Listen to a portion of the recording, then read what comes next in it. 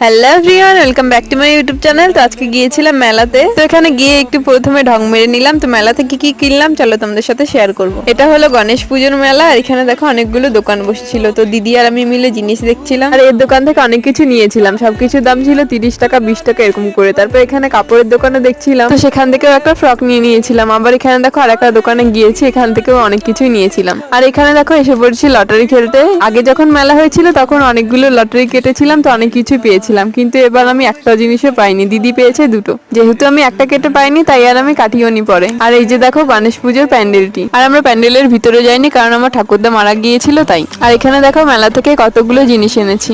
মেলাতে মনে হচ্ছিল যে কিছুই নিইনি, কিন্তু ঘরে আসার পর দেখলাম অনেক কিছুই নিয়েছি। তারপর এখানে দেখো দিদি খাচ্ছিল চাউমিন, তো ওর থেকে 1 চামচ খেয়েছিলাম কারণ আমার দোকানে চাউমিন অত ভালো লাগে না। আর এখানে দেখো রাত্রেবেলা মেহেন্দি লাগাচ্ছিলাম। তারপর একটা দাদা প্রসাদ দিয়েছিল, তো সেটি খাচ্ছিলাম। ভিডিওটা এতটুকুই, লাইক করে দিয়ে সাবস্ক্রাইব করে দিও। টাটা।